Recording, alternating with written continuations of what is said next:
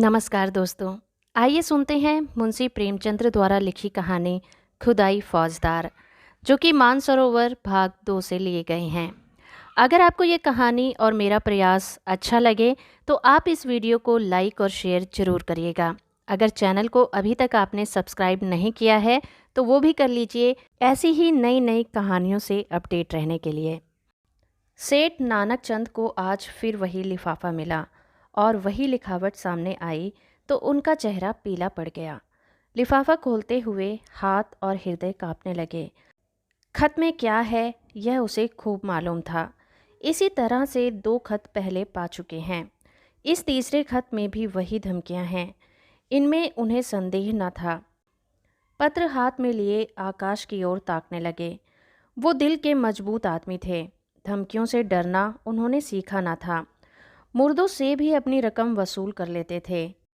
दया या उपकार जैसी मानवीय दुर्बलताएं उन्हें छू भी न गई थीं। नहीं तो महाजन कैसे बनते। उस पर धर्मनिष्ठ भी थे। हर पूर्णमासी को सत्यनारायण की कथा सुनते थे। हर मंगल को महावीर जी के लड्डू चढ़ाते थे। नित्य प्रति जमुना में स्नान करते थे और हर एकादशी को व्रत रखते और ब्राह्मणों को भोजन कराते थे।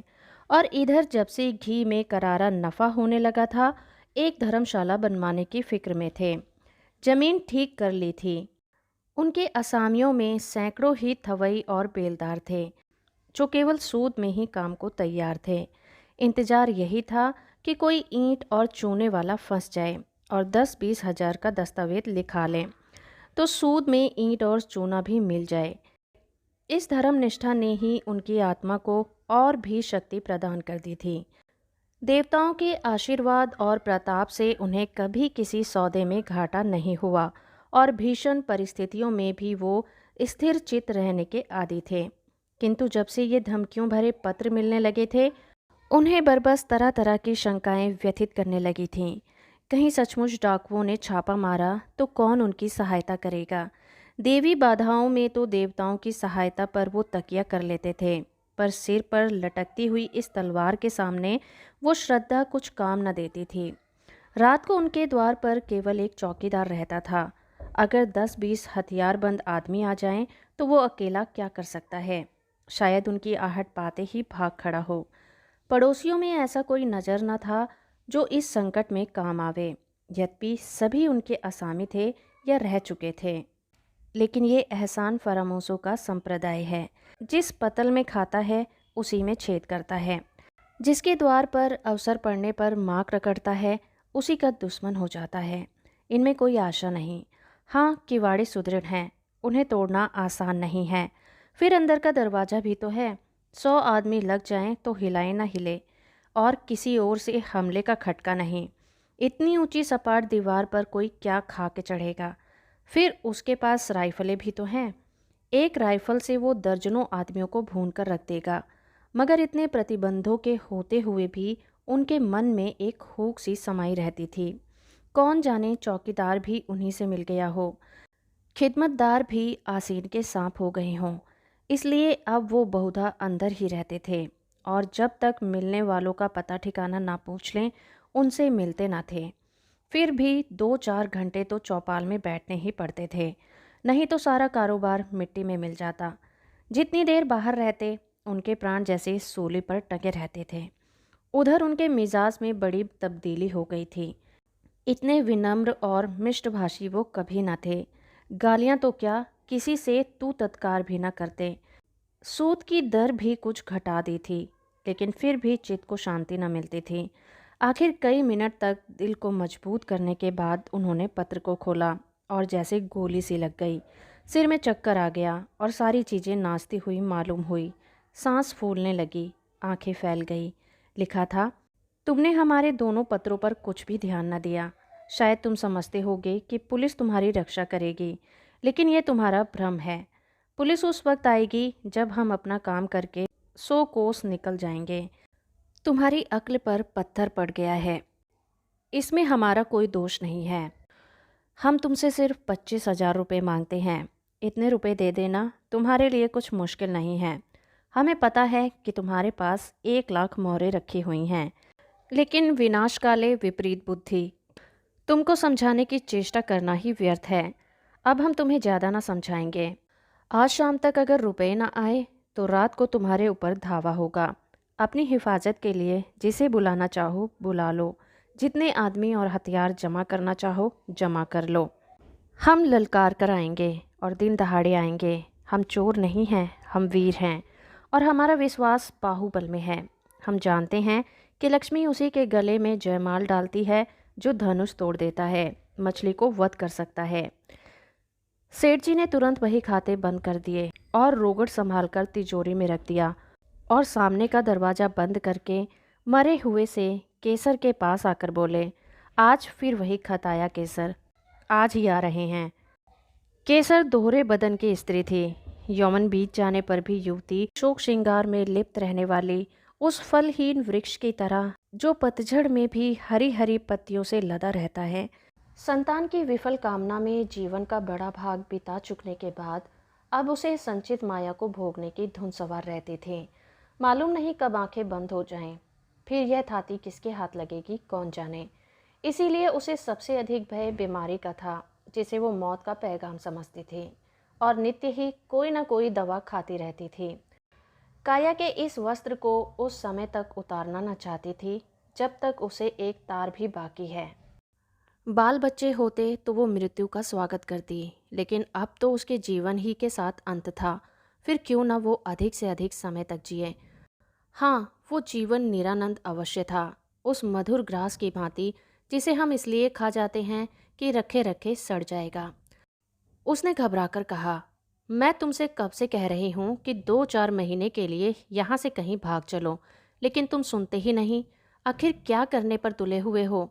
सेठ जी संशय तो थे और वो स्वाभाविक थी। ऐसी दशा में कौन शांत रह सकता था, लेकिन वो कायर नहीं थे। उन्हें अब भी विश्वास था कि अगर कोई संकट आ पड़े तो वो पीछे कदम न हटाएंगे। जो कुछ कमजोरी आ गई है वो संकट को सिर पर देखकर भाग गई थी।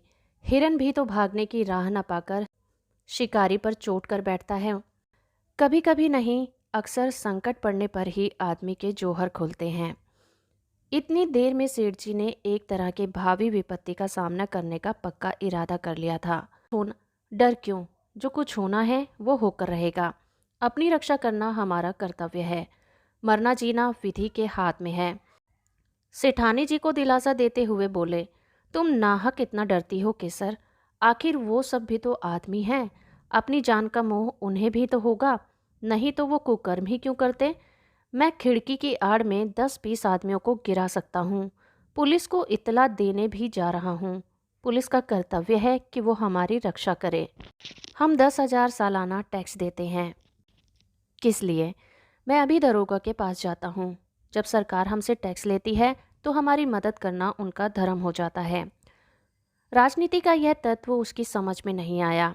वह तो किसी तरह उस भय से मुक्त होना चाहती थी जो उसके दिल में सांप की भांति बैठा फुफकार रहा था। पुलिस का उसे जो अनुभव था उससे चित्त तो संतोष न होता था। बोली, पुलिस वालों को बहुत देख चुकी। वारदात के समय तो उनकी सूरत नहीं दिखाई देती। जब वारदात हो चुकती है तब अलबत्ता शान के साथ आकर रौब जमाते हैं। पुलिस तो सरकार का राज चला रही है, तुम क्या जानो। मैं तो कहती हूँ यूं अगर कल वारदात होने वाली होगी तो पुलिस को खबर देने से आज ही हो जाएगी। लूट के माल में इनका भी साझा होता है। जानता हूँ, देख चुका हूँ और रोज़ देखता हूँ। लेकिन मैं तो सरकार को 10,000 का सालाना टैक्स देता हूँ। पुलिस वालों का भी आदर सत्कार भी करता रहता हूँ। अभी जाड़ों में सुपरिटेंडेंट साहब आए थे तो मैंने पूरी रसद पहुँचाई थी। एक पूरा कनस्तर घी और एक शक्कर की पूरी बोरी भेज दी थी। यह सब खिलाना पिलाना किस दिन काम आएगा। हाँ, आदमी को 16 आने दूसरों के भरोसे ना बैठना चाहिए। इसलिए मैंने सोचा है तुम्हें भी बंदूक चलाना सिखा दूं। हम दोनों बंदूकें छोड़ना शुरू करेंगे तो डाकुओं की क्या मजाल है कि अंदर कदम रख सकें। प्रस्ताव हास्यजनक था। केसर ने मुस्कुराकर कहा, हाँ और क्या। अब आज मैं बंदूक चलाना सीखूंगी। तुमको जब देखो हंसी सूझती है। इसमें हंसने की क्या बात है। आजकल तो औरतें भी फौजी बन रही हैं। सिपाहियों की तरह औरतें भी कवायद करती हैं, बंदूक चलाती हैं, मैदानों में खेलती हैं। औरतों के घर में बैठने का जमाना अब नहीं है। विलायत की औरतें बंदूक चलाती होंगी, यहाँ की औरतें क्या चलाएंगी? हाँ, हाथ भर की जबान चाहे चला लें। यहाँ की औरतों में बहादुरी के जो जो काम किए हैं, उनमें इतिहास के पन्ने भरे पड़े हैं। आज दुनिया उन वृतांतों को पढ़कर चकित हो जाती है। पुराने जमाने की बातें छोड़ो, तब औरतें बहादुर रही होंगी। आज कौन बहादुरी कर रही है? वाह! अभी हजारों औरतें घर बार छोड़कर हंसते हंसते जेल चली गई। यह बहादुरी नहीं थी? अभी पंजाब में हरनाथ कुंवर में अकेले 4 सशक्त डाकुओं को गिरफ्तार किया और लाट साहब तक ने उनकी प्रशंसा की। क्या जाने वो कैसी औरतें हैं।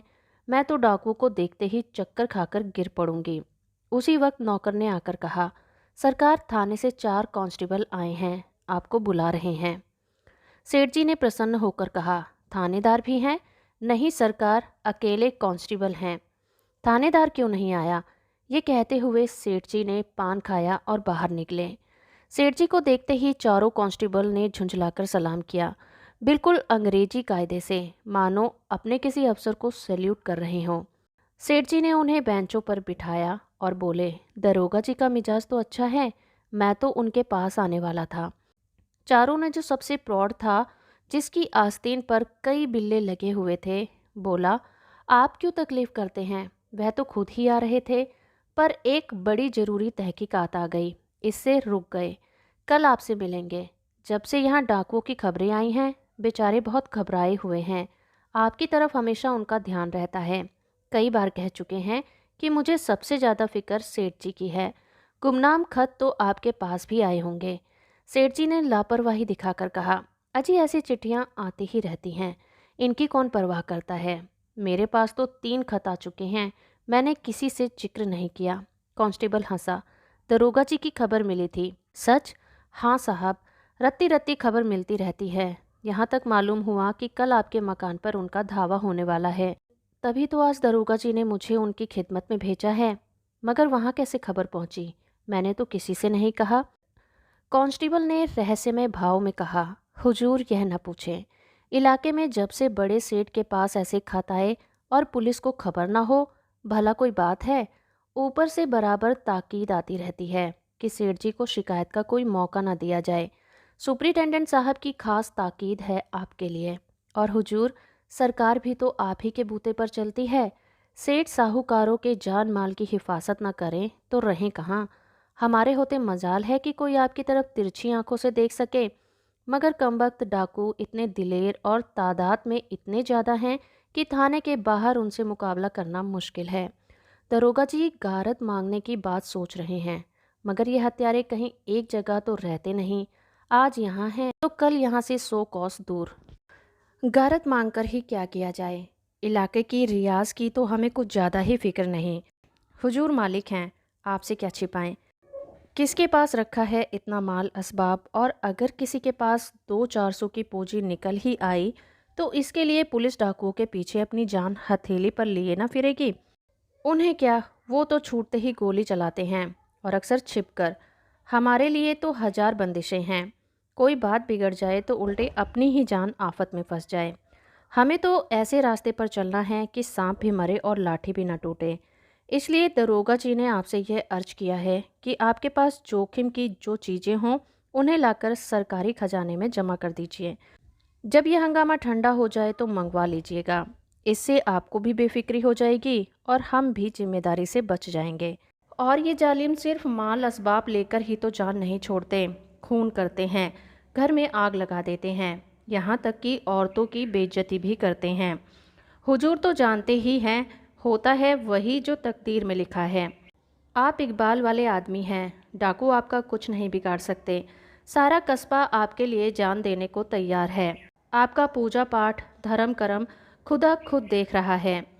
यह आपकी बरकत है कि आप मिट्टी भी छू लें तो सोना हो जाए।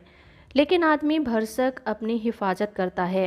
हुजूर के पास मोटर है ही, जो कुछ रखना हो उस पर रख दीजिए। हम 4 आदमी आपके साथ हैं, कोई खटका नहीं। वहाँ 1 मिनट में आपको फुर्सत हो जाएगी। पता चला है कि एक गोल में 20 आदमी हैं। 2 तो बैरागी बने हुए हैं, 2 पंजाबियों के भेष में गुस्से में अलवान बेचते फिरते हैं। इन दोनों के साथ दो बहंगी वाले भी हैं। दो आदमी बलूचियों के भेष में छुरियां और ताले बेचते हैं। यहाँ तक गिनाऊं हुजूर, हमारे थाने में तो एक एक हुलिया रखा हुआ है। खतरे में आदमी का दिल कमज़ोर हो जाता है और वो ऐसी बातों पर विश्वास कर लेता है जिन पर शायद होश हवास में ना करता। किसी दवा से रोगी को लाभ नहीं होता तो हम दुआ, ताबीज, औझों और सयानों की शरण लेते हैं, और वहाँ तो संदेह का कोई कारण ही ना था। संभव है दरोगा जी का कुछ स्वार्थ हो, मगर सेठ जी इसके लिए तैयार थे। अगर 200-400 बल्ब खाने पड़े तो कोई बात नहीं, ऐसे अवसर तो जीवन में आते ही रहते हैं, और इस परिस्थिति में इससे अच्छा दूसरा क्या इंतज़ाम हो सकता था। बल्कि इसे तो ईश्वरीय प्रेरणा समझना चाहिए। माना उनके पास दो दो बंदूकें हैं, कुछ लोग मदद करने के लिए निकल ही आएंगे, लेकिन है जान का जोखिम। उन्होंने निश्चय किया दरोगा जी की इस कृपा से लाभ उठाना चाहिए। उन्होंने इस भाव में कहा मानो दरोगा जी ने उस पर कोई विशेष कृपा नहीं की है, वह तो उनका कर्तव्य ही था। मैंने यहाँ ऐसा प्रबंध किया था कि यहाँ वो आते तो उनके दांत खट्टे कर दिए जाते। सारा कस्बा मदद करने के लिए तैयार था। सभी से तो अपना मित्र भाव है, लेकिन दरोगा जी की तजवीज़ मुझे पसंद है। इससे वह भी अपनी जिम्मेदारी से बरी हो जाते हैं और मेरे सिर से भी फिक्र का बोझ उतर जाता है। लेकिन भीतर से चीज़ें निकल निकल कर लाना मेरे बूते की बात नहीं है। आप लोगों की दुआ से नौकर चाकरों की कमी नहीं है, मगर किसकी नीयत कैसी है कौन जान सकता है। आप लोग खुद मदद करें तो काम आसान हो जाए। हेड कांस्टेबल ने बड़ी खुशी से यह सेवा स्वीकार कर ली और बोला, हम सब हुजूर के ताबेदार हैं, इसमें मदद की कौन सी बात है। तलब सरकार से पाते हैं, यह ठीक है, मगर देने वाले तो आप ही हैं। आप केवल सामान हमें दिखाए जाएं, हम बात की बात और सारी चीज़ें निकाल लाएंगे। हुजूर की खिदमत करेंगे तो कुछ इनाम शिनाम मिलेगा ही। तनख्वाह से गुजर नहीं होता सेठ जी। आप लोगों की रहम की निगाह ना हो तो एक दिन भी निर्वाह ना हो, बाल बच्चे भूखे मर जाएं। 15-20 रुपए में क्या होता है हुजूर, इतना तो हमारे लिए ही पूरा नहीं पड़ता। सेठ जी ने अंदर जाकर केसर से यह समाचार कहा तो जैसे आंखें मिल गईं। बोली, भगवान ने सहायता की, नहीं मेरे प्राण संकट में पड़े हुए थे। सेठ जी ने सर्वज्ञता के भाव से फरमाया, इसी को कहते हैं सरकार का इंतज़ाम। इसी मुस्तैदी के बल पर सरकार का राज थमा हुआ है। कैसी सुव्यवस्था है कि जरा सी कोई बात हो वहाँ तक खबर पहुँच जाती है और तुरंत उससे रोकथाम का हुक्म हो जाता है। और यहाँ ऐसे बुद्धू हैं कि राजस्व राजस्व चिल्ला रहे हैं। इनके हाथ में अख्तियार आ जाए तो दिन दोपहर लूट मचा जाए, कोई किसी का न सुने। ऊपर से ताकीद आई है, हकीमों का आदर सत्कार कभी विफल नहीं होता। मैं तो सोचता हूँ कोई बहुमूल्य वस्तु घर में न छोड़ूं, साले आएँ तो अपना सा मुंह लेकर वापस लौट जाएं। केसर ने मन ही मन प्रसन्न होकर कहा, कुंजी उनके सामने फेंक देना कि जो चाहो निकाल ले जाओ। साले छेप जाएंगे, मुंह में कालिख लग जाएगी। खमन तो देखो कि तिथि तक बता दी। यह नहीं समझे कि अंग्रेजी सरकार का राज है। तुम डाल डाल चलो, हम पात पात चलते हैं। समझे होंगे धमकी में आ जाएंगे। तीनों कांस्टेबल ने आकर संदूकचे और सेफ निकालने शुरू कर दिए। एक बाहर सामान को मोटर पर लाद रहा था और हर एक चीज़ को नोटबुक पर टाकता जा रहा था। आभूषण, मोहरें, नोट, रुपए, कीमती कपड़े, साड़ियाँ, लहंगे, शॉल, दुसाले सब कार में रख दिए गए। मामूली बर्तन, लोहे लकड़ी के सामान, फर्श आदि के सिवा घर में कुछ न बचा था, और डाकुओं के लिए ये चीज़ें कौड़ी की भी नहीं थीं। केसर का सिंगारदान खुद सेठ जी लाए और हेड के हाथ में देकर बोले, इसे बड़ी हिफाजत से रखना भाई। हेड ने सिंगारदान लेकर कहा, मेरे लिए एक एक दिन का इतना ही कीमती है। सेठ जी ने मन में संदेह उठा, पूछा, खजाने की कुंजी तो मेरे ही पास रहेगी और क्या। यह तो मैं पहले ही अर्ज कर चुका हूँ, मगर यह सवाल आपके दिल से क्यों पैदा हुआ? यूं ही पूछा था। सेठ जी लज्जित हो गए। नहीं, अगर आपके दिल में कुछ शुभा हो तो हम लोग यहाँ भी आपकी खिदमत के लिए हाजिर हैं। हाँ, हम जिम्मेदार ना होंगे। अजी नहीं हेड साहब, मैंने यूं ही पूछ लिया था। यह फिहस्ती तो मुझे दे दोगे ना? फिहस्त आपको थाने में दरोगा जी के दस्तखत से मिलेगी, इसका क्या एतबार। कार पर सारा सामान रख दिया गया। कस्बे में सैकड़ों आदमी तमाशा देख रहे थे। कार बड़ी थी पर ठसाठस भरी हुई थी। बड़ी मुश्किल से सेठ जी के लिए जगह निकली। चारों कांस्टेबल आगे की सीट पर सिमट कर बैठे। कार चली। केसर द्वार पर इस तरह खड़ी थी मानो अपनी बेटी विदा कर रही हो। बेटी ससुराल जा रही है जहां वो मालकिन बनेगी, लेकिन उसका घर सूना किए जा रही है। थाना यहाँ से 5 मील दूर था। कस्बे से बाहर निकलते ही पहाड़ों का पथरीला सन्नाटा था, जिसके दामन में हरा भरा मैदान था और इसी मैदान के बीच में लाल मोरम की सड़कें चक्कर खाती हुई लाल सांप जैसी निकल रही थीं। हेड ने सेठ से पूछा, ये कहाँ तक सही है सेठ जी कि आज से 25 साल पहले आपके बाप केवल लोटा डोर लेकर यहाँ खाली हाथ आए थे? सेठ जी ने गर्व से कहा, बिल्कुल सही है। मेरे पास कुछ 3 रुपए थे, उसी से आटे दाल की दुकान खोली थी। तकदीर का खेल है, भगवान की दवा चाहिए। आदमी के बनते बिगड़ते देर नहीं लगती। लेकिन मैंने कभी पैसों को दांतों से नहीं पकड़ा, यथाशक्ति धर्म का पालन करता गया। धन की शोभा धर्म से ही होती है, नहीं तो धन से कोई फायदा नहीं। आप बिल्कुल ठीक कहते हैं सेठ जी, आपकी मूरत बनाकर पूछना चाहिए। 3 रुपए से 3 लाख लेना मामूली काम नहीं है। आधी रात तक सिर उठाने की फुर्सत नहीं मिलती। जंजाल तो है ही, मगर भगवान की ऐसी माया है कि आदमी सब कुछ समझकर भी इसमें फंस जाता है और सारी उम्र फंसा रहता है। मौत आ जाती है तभी छुट्टी मिलती है। यही अभिलाषा है कि कुछ यादगार छोड़ जाऊं। आपकी कोई औलाद नहीं है ना? भाग्य में ना थी खां साहब, और क्या कहूँ। जिनके घर में भूनी भांग नहीं है, उनके यहाँ खास फूस की तरह बच्चे ही बच्चे देख लो। जिन्हें भगवान ने खाने को दिया है, वो संतान के मुंह को देखने को तरसते हैं। आप बिल्कुल ठीक कहते हैं सेठ जी, जिंदगी का मज़ा संतान में है। जिनके आगे अंधेरा है, उनके लिए धन दौलत किस काम का। ईश्वर की यही इच्छा है तो आदमी क्या करे। मेरा बस चलता तो माया जाल से निकल भागता खां साहब। एक क्षण भर यहाँ न रहता, कहीं तीर्थ स्थान में बैठकर भगवान का भजन करता। मगर क्या करूँ, माया जाल तोड़े नहीं टूटता। एक बार दिल मजबूत करके तोड़ क्यों नहीं देते।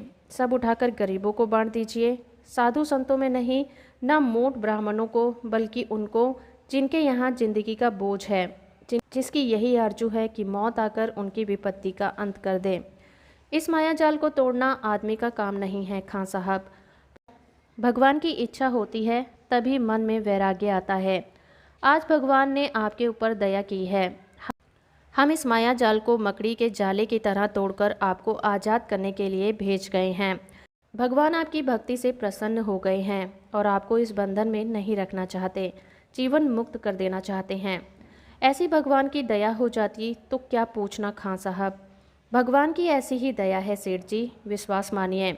हमें इसीलिए उन्होंने मृत्यु लोक में तैनात किया है। हम कितने मायाजाल के कैदियों की बेड़ियां काट चुके हैं, आज आपकी बारी है।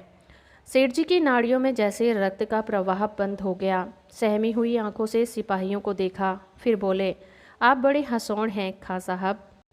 हमारे जीवन का सिद्धांत है कि किसी को कष्ट मत दो, लेकिन ये रुपए वाले कुछ ऐसी आधी खोपड़ी के लोग हैं जो उनका उद्धार करने आता है उसी के दुश्मन हो जाते हैं।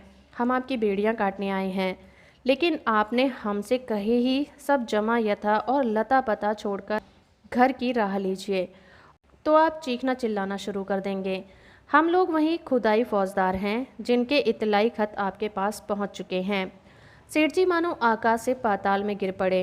सारी ज्ञानेंद्रियों ने जवाब दे दिया और इसी मूर्छा की दशा में वो मोटर कार से नीचे ढकेल दिए गए और गाड़ी चल पड़ी। सेठ जी की चेष्टा जाग पड़ी। बदहवास गाड़ी के पीछे दौड़े। हुजूर सरकार, तबाह हो जाएंगे, दया कीजिए, घर में एक कौड़ी भी नहीं है। हेड साहब ने खिड़की से बाहर हाथ निकाला और 3 रुपए जमीन पर फेंक दिए। मोटर की चाल तेज हो गई। सेठ जी सिर पकड़कर बैठ गए और विक्षिप्त नेत्रों से मोटर कार को देखा, जैसे कोई शव स्वर्गारोही प्राण को देखे। उनके जीवन का स्वप्न उड़ा चला जा रहा था। धन्यवाद।